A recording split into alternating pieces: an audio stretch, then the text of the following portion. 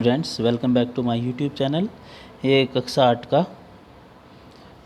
आठ का ये 10वां पार्ट है, फसल उत्पादन। इसके प्रश्न उत्तर हैं। सही विकल्प का चुनाव करके लिखिए। ये बहुविकल्प है।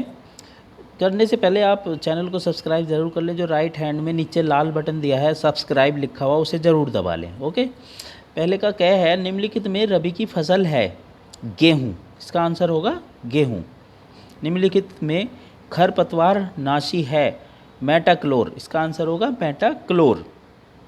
गा है यूरिया उर्वरक है नाइट्रोजनी। यूरिया में नाइट्रोजन होता है, नाइट्रोजनी उर्वरक है यूरिया।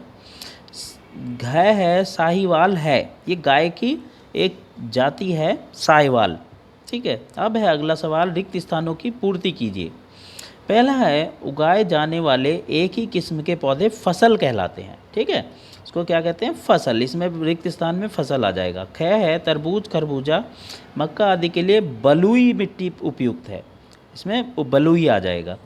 बुआई के लिए प्रयुक्त यंत्र डिबलर तथा बीज भेदक है, इसमें आ जाएगा डिबलर तथा बीज भेदक। सोनालिका गेहूं की उन्नत किस्म है जो संकरण के फलस्वरूप प्राप्त हुई है। तो सोनालिका क्या है, गेहूं की, इसमें गेहूं आ जाएगा। काटला रोहू अलवड़ जल में पाई जाने वाली मछली है। ठीक है, इसमें क्या आ जाएगा, अलवड़। तीसरा सवाल है सही जोड़े बनाइए।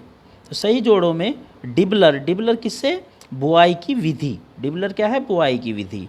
साइलो क्या है, भंडारण की विधि। साइलो है भंडारण की विधि। साहीवाल है गाय की किस्म, ये ऊपर भी आया था सवाल।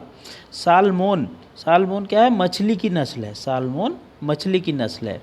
वाइट लेग हॉर्न, ये मुर्गी की नस्ल है। वाइट लेग हॉर्न मुर्गी की नस्ल है। शार्क क्या है, विटामिन ए और डी का स्रोत है। ये विटामिन ए और डी का स्रोत है। आप इससे स्क्रीनशॉट लेके लिख सकते हो। ठीक है, मैं थोड़ा टाइम दे रहा हूँ इसलिए कि स्क्रीनशॉट ले लो।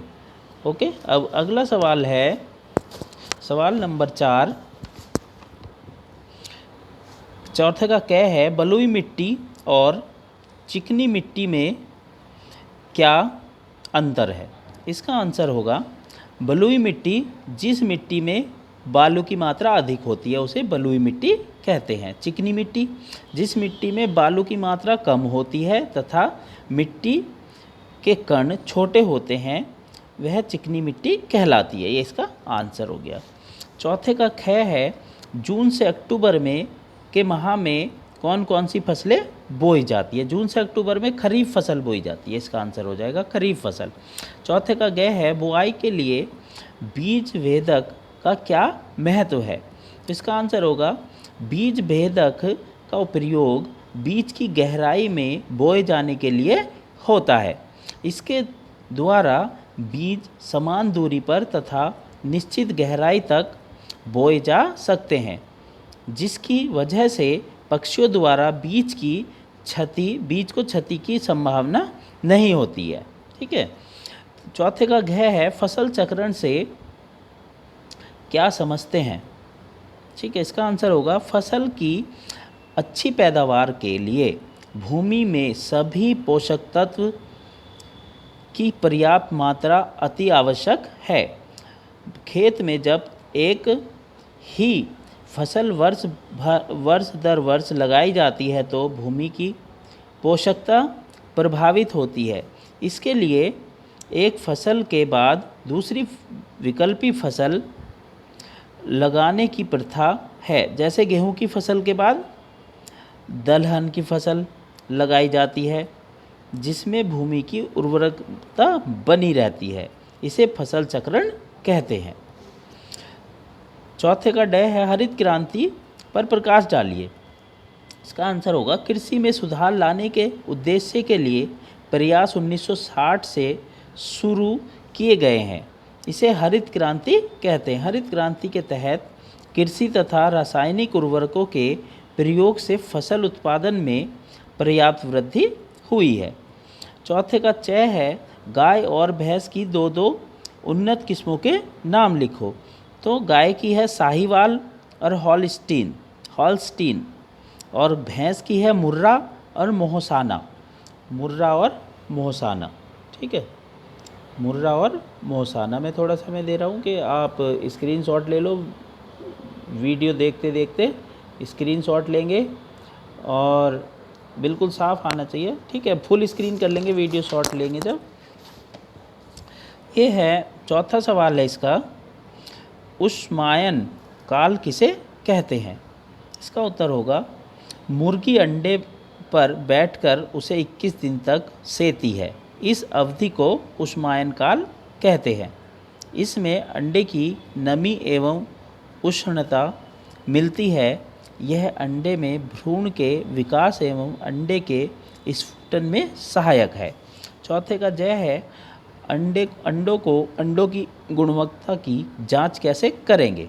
इसका उत्तर होगा, गर्म पानी से भरे पात्र में कुछ अंडे डाल दीजिए। ध्यान से देखिए, क्या यह तैरते रहते हैं या पानी में डूब जाते हैं? जो अंडे पानी में डूब जाते हैं वह अच्छी गुणवत्ता वाले होते हैं तथा जो तैरते रहते हैं वे खराब अंडे होते हैं।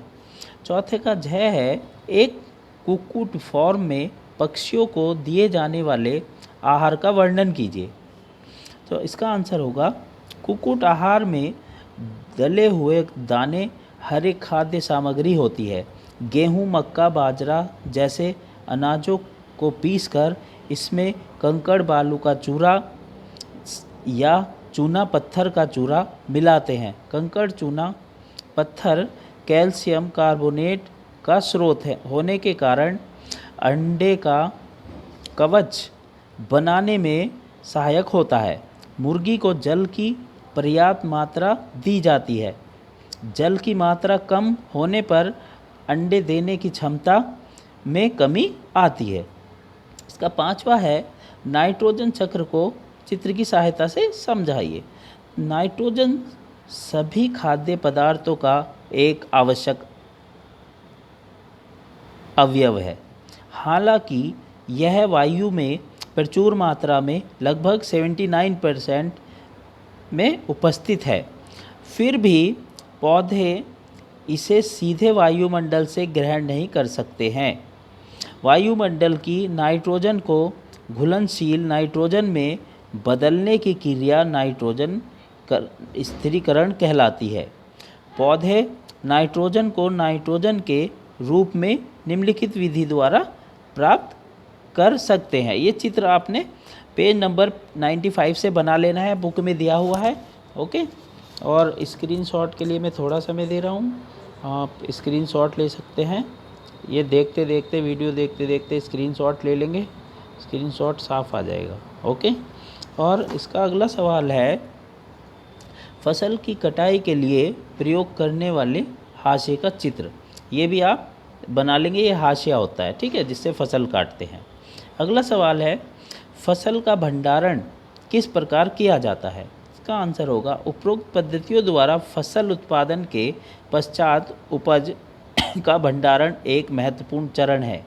चूहे, कीड़े तथा अन्य छोटे जीवों से उपज को बहुत नुकसान होता है। इसके लिए बड़े पैमाने पर अन्न के भंडारण के लिए उन्नत भंडारों, धातु के बर्तनों तथा साइलों का उपयोग किया जाता है। भंडारण में ताप का भी ध्यान रखा जाता है। जिन खाद्यान्नों में पानी की मात्रा कम होती है, जैसे अनाज, दालें इत्यादि को कमरे के ताप पर सुरक्षित रखा जाता है।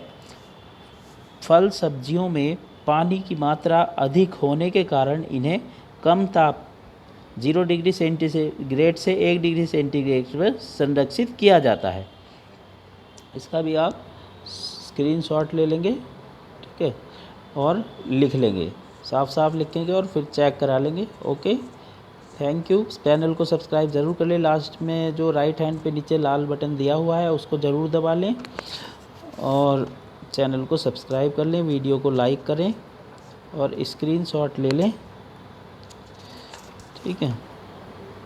स्क्रीनशॉट ले लें और साफ साफ काम करें और याद कर लें। Okay, thank you.